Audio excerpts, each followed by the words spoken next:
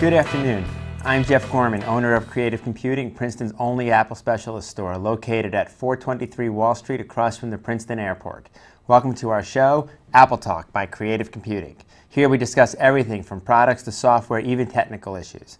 I'm Jeff. Well, today in the news, just this weekend, today's Monday, October 7th, just this weekend on the 5th, today's Monday the 8th, on the 5th, Steve Jobs died 1 year ago. It's the 1 year anniversary. Very sad day.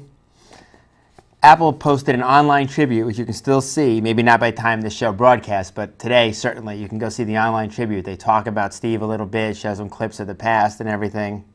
Apple continues to do pretty well without Steve. I think this was the most profitable year ever since last October. Tim Cook said, "One of the greatest gifts Steve gave to the world is Apple." Could very well be. Another reviewer that I read somewhere said that the iPhone 5, which just came out, is the last device that Apple's going to make that actually had direct input from Steve. iOS 6 Maps, just a little aside here, the Maps in the new iOS 6 app, so far hasn't proven that great. There's more later in Apple Talk by Creative Computing, but someone said you have to wonder whether Maps would have been released in not so great fashion had Steve been there. Steve had a commanding presence that made people do what he said. Now there's probably a little bit more consensus, which makes things a little bit less strong, if you will. Okay, anyway, moving on. Remember Steve again next year. Moving on, the iPhone 5 is the big news. It's been out now for like 2 weeks. A lot of people have it. Initial things, the taller screen is very nice. They made the iPhone itself only about this much taller. It looks great. There's 5 rows of icons instead of 4 that the previous iPhones have. Folders can have 4 rows of icons instead of 3 like the previous versions. The screen is much crisper than the iPhone 4. We took a 4 and a 5, brought up the same web page with a graphic on it and some text. Every last detail is crisper on the 5. The graphics better, the text is sharper, the background's nicer, and there's more of it. Win-win all around. Although, I'm still using an iPhone 4. There is a purple haze, like Jimi Hendrix, that's been reported, that comes from the camera. Apple says most cameras do this in certain situations. If the angle is such that a light reflects into the tube where the lens is in certain ways, you wind up with a purple haze on the photos. So there isn't really much they can do about it. They suggest that if you're taking a picture and you see the purple haze, do a slight shift, something. Make a small adjustment or shield the light in some way, such as it is. The new Lightning connector on the iPhone 5, users will report that they like the bidirectional capability. That's where you can put it on this way or this way. The old phone, only one way would work. We sell, and it's out and available, a little adapter for that where you can take the old devices, your old power supplies, everything else that have the 30-pin connector and adapt it to the Lightning connector so that you can still plug them in. There's a little adapter about this big, or there's a little cable about this long that will do the trick too, allowing most of your old 30-pin accessories to still function, including chargers.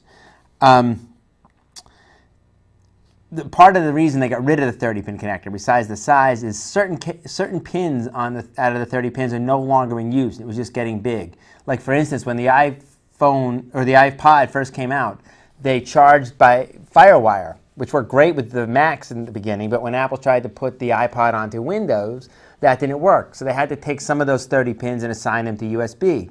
There were 8 pins assigned to the FireWire connector.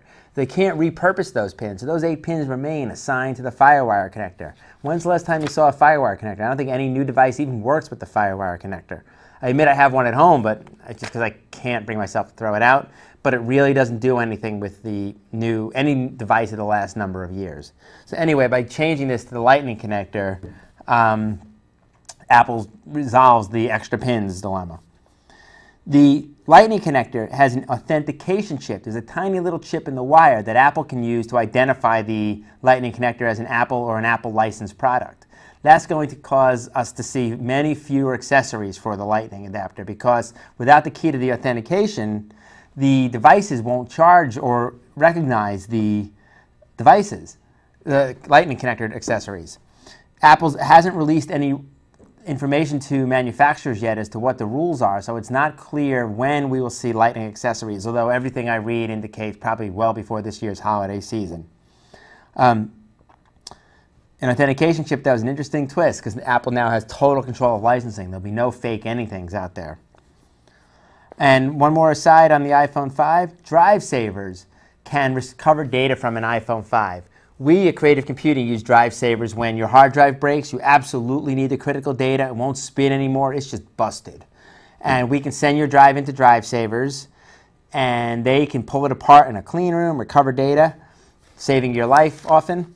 They can do this now with an iPhone 5. Of course, with the iPhone 5 and iCloud, it's largely backed up anyway. But still, sometimes things like photos, for instance, can be excessively critical. So just so you know, you can now recover data from an iPhone 5. iOS 6 also came out with the iPhone. Record adoption rate. 60% of iOS devices have switched to iOS 6 in the first week alone. 20% of those on the iPhone 5. That's all versus about a 25% adoption rate for the latest Android ice cream sandwich. Not even close. The fact that iOS 6 can install over the air, it tells you right on your phone there's an update that you want it now. You just hit the button, you wait a few minutes, and you're done. Probably helps a lot. iOS 6 is very nice. We talk about a little bit about some of the new iOS 6 features. Maps. The Maps app has had a lot of negative feedback. As you know, Apple has now introduced their own Maps app and is no longer using Google's maps that have been on iOS devices since the get-go.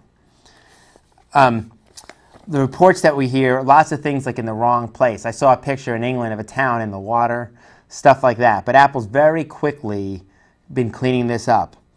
I'm surprised at that, given that the initial data came from TomTom, a leading GPS manufacturer. But nonetheless. In fact, the Maps has been so bad that Tim Cook gave a rare apology for it. That's very rare for Apple to ever apologize for anything like that. And Tim Cook came on and said that. He says, and I quote, "At Apple, we strive to make world-class products that deliver the best experience possible to our customers. With the launch of our new Maps app last week, we fell short on this commitment. We are extremely sorry for the frustration this has caused our customers, and we are doing everything we can to make Maps better." There you have it.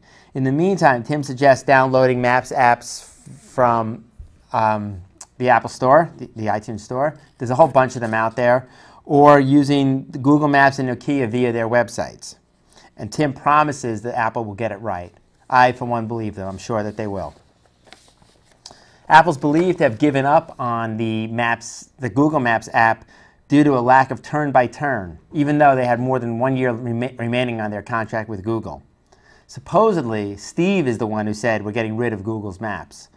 Can't speak to that, of course, because he was so anti-Google after they came out with Android and started competing with Apple head-on. Remember that Eric Schmidt was on the board and no longer is, and so on. Steve also considered changing the default search engine away from Google, but he thought there'd be too much backlash for that. And I think even Apple's a long way from trying to compete with Google in that particular detail. Users report lots and lots of corrections have happened on the Maps since the launch, and more are appearing daily. Apple incorporates users' reports for corrections, employee reports, and in fact, they had asked their 40,000 employees to point out errors and gave them a special way of getting them in quickly. So more and more things are happening. I saw a picture today of the Brooklyn Bridge from 2 weeks ago and the Brooklyn Bridge from today. Today it's right, beautiful looking, perfect where it should be. It was like a mess last week. Also interesting with the Maps are vector-based, meaning that they consume about 80% less space than the previous Google Maps app, and a greater amount of map can be stored for offline viewing. The Google Maps way, if you were offline, remembered what you had on the screen, a little bit of the surrounding area, and usually in 1 or 2 zoom levels. The Apple one, being vector-based, can store every zoom level, and the GPS works with it. If the map that you have loaded on the phone contains the point that you're in, you'll be able to still see your dot and see where you are. Also, if you zoom way out with Apple's Maps app, you'll retain broad features, like you'll be able to see large cities or major roads, even if you zoom way, way out and you're offline. Another new feature from iOS 6, Passbook. More and more companies are signing on. At launch, it had a whole bunch of these. Netflix, Major League Baseball, Ticketmaster, Live Nation, Walgreens, Target, a bunch of movie theaters, McDonald's, plenty of them. Now, since then, Starbucks has come on board and lots of airlines, and many more are expected to do it. It's very, very nice. VIP Mail is on there on iOS 6. You can set up an inbox for important people. This will let certain people be filtered for you, like mom or your boss, and you'll be able to see their emails in a more concise fashion. Works very well. FaceTime over cellular. You can finally have a face-to-face conversation using a cellular phone, using a cellular network rather than having to be on Wi-Fi like you had to be in the past. Greatly improved sharing. When you go to share something now, like a photo, you have 9 choices. I don't even know them all. Facebook, Twitter, email, iCloud. It just goes on. There's like 9 of them. It's pretty amazing. And for those of you who are interested, jailbreak-wise, one of the leading jailbreakers did show their iPhone, like a YouTube photo of it, as jailbroken, running iOS 6 on an iPhone 5. But there's been no public release of any jailbreaking tools, and they're months away from that because the only way they got this to work so far is using somebody's developer account. And if they were to release a jailbreak doing that, that developer would have to face Apple's legal wrath. Not going to do that. So jailbreakers, stay tuned. We'll keep you posted here. But for the moment, no jailbreak. iPod Touch, another new product. Everyone knows about the iPod Touch. It's now running iOS 6, faster, does everything an iPhone does except no cellular capability. It looks like Apple's about to ship them. Some people who ordered them saw their status change to about to ship instead of ships in some amount of days ahead. So that's usually an indicator. 10.8.2 on the Macintosh. Mountain Lion 10.8.2 has been released. Among other things, you can now combine messages. Have you found that with the advent of messages on the phone and under Mountain Lion, that when you message somebody on here, you can send a message to their email or their cell phone, and you wind up with multiple threads, multiple conversations? They've now solved that. You set the caller ID under messages settings in here. I'll show you. Hold on. 1 second. We have a saying, no computer's fast enough. Under settings. Here it is again, no computer's fast enough. This is my iPhone 4 though, in all fairness. Under settings, messages, receive at, you need to put your email address in here with your phone number, and then under caller ID, you choose your email address, and you're good to go. Okay. Very nice little cleanup. And in 10.8.2, they also added more printer support and, of course, some bug fixes and the like. New product rumors, everybody's favorite segment here on Apple Talk by Creative Computing. The new iPad. There's a new iPad. The new iPad came out in March. Some people call it the iPad 3, the 3rd generation iPad. The official name is the new iPad. There's a new iPad. A developer found in his logs an ID code of a previously unknown iPad. It appears to be a new iPad running Apple's new A6 chip, so a faster model of the current iPad. It's probably just a prototype somewhere at Apple. They're playing with it.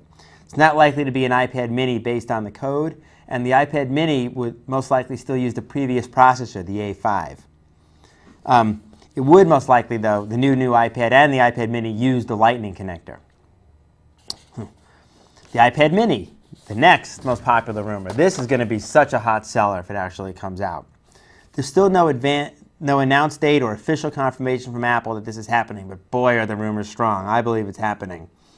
There's a rumor that this week, Wednesday, the 10th, there will be invitations to a press event sent out by Apple, and that an actual announcement will come next week on the 17th with a release date by November 2nd. The price point is expected to be between $250 and $300. That $100 more than an iPod Touch, that is going to sell ridiculously. Expected sales would be 7 to 10 million during 2012 alone, and that's less than 2 months. Hopefully they can ramp it up. I also learned that some parts have proven hard to make just due to the size and other requirements from Apple, but they're still expected to sell 7 to 10 million. That's pretty darn good. One vendor is claiming to have headphone jacks and flex cables, parts from it, and he has them in black and white, suggesting 2 colors of the iPad mini, which I think would make sense. I would like to see them go back to like they did with the iMacs, and if you remember the clamshell iBooks, come out in like 6 or 7 colors. Why not? It's still rumored to have a 7.85-inch display, and it's rumored to have a 1024 by 768 resolution. That's the same resolution as the new iPad, the big one.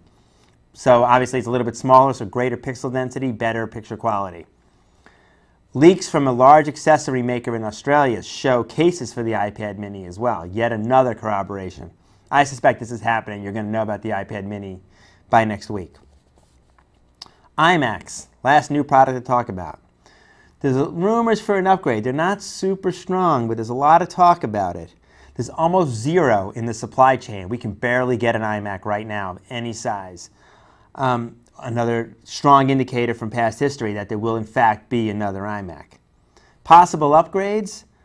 Perhaps a new screen size. Right now they come in a 21 and a 27 inch. There's some rumors about a 24 inch. I'd like to see a 30 inch, maybe 21, 25, and 30. Who knows? Another possibility is that it'll be thinner and no longer have a CD drive. But it's already only this thick. You look at the front anyway, how deep it is almost doesn't make a difference. Why take out the CD? But Apple, like they did with the floppy, sounded the death knell for the optical drive with the advent of the Retina display MacBook. I could see them taking it out just to be consistent. Another possibility is a Retina display on the Mac. But again, if you take the 27-inch iMac right now and you Retina display it, that's like 8,000 pixels across. There isn't an 8,000 pixel across video source in existence. Not Blu-ray, nothing. You can't find video to possibly use that. So even though Apple has the technology, I don't think they will release that yet. It's also expensive. Another possibility, which is of course likely, is a speed bump. They'll change the processor, add some more RAM or something, bigger hard drive, SSD perhaps. But those are all minor things that Apple's been doing kind of across the board. And with a desktop, it's less important to have SSD because it doesn't move. Another rumor here, not related to a new product, but Apple may be moving away from Intel chips. Back in the early 2000s, Apple switched from the PowerPC chip. The PowerPC was a joint chip manufacturing effort by Apple and IBM.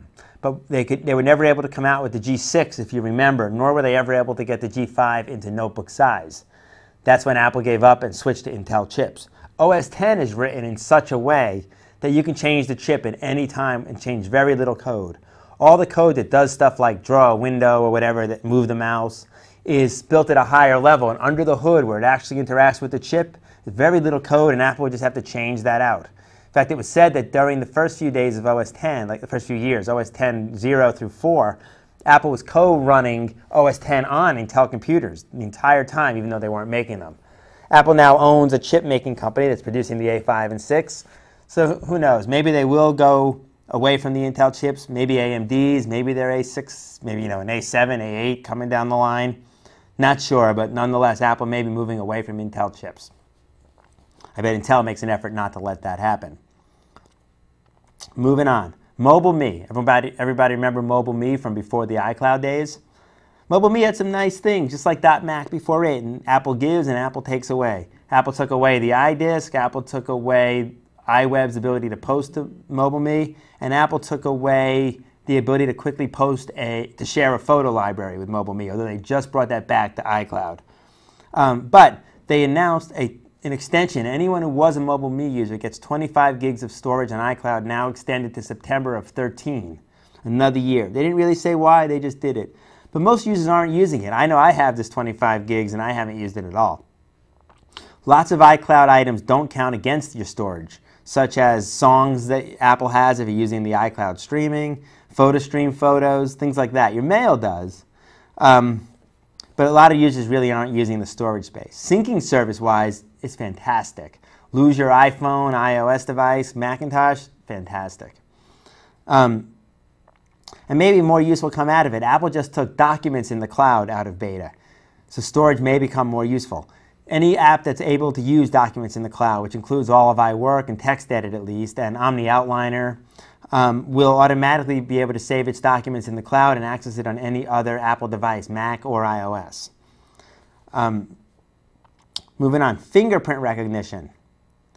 Apple, if you remember, bought Authentec some time ago. Authentec was a company that made fingerprint sensors. Apple bought Authentec, and now Authentec doesn't sell fingerprint sensors to anybody but Apple, who isn't even using them. So Apple bought this company. It's a big company, publicly listed on the stock exchange, and in effect shut it down. They just bought an Australian, or just started working with an Australian company called Microlatch. Microlatch makes a lot of technology that uses fingerprints. Putting these two together, could see what's happening. Supposedly, from what I read, Apple wants to use fingerprints to work with NFC technology. So if this is your iOS 5 phone, and you go to the supermarket and there's a card reader, like some credit cards or those key fob things, you can touch it to the reader. Put your phone on the reader activates the NFC. The NFC activates the fingerprint sensor. Beep, beep, scanned. Could be pretty good. Excuse me. I'd like to see that. And also, they might use it to secure devices as a whole. Fingerprint scan on your Mac. Imagine holding it up to the camera. Fingerprint scan to log in rather than the password. Just, I'd like to see it. Retina scan, there's so much they could do. What else? Interesting new products that are out there. A company called Lockitron made a wireless door lock. It's a box about the size of the iPhone 4. You put it over your deadbolt or replace your deadbolt depending on whether or not your bolt's compatible.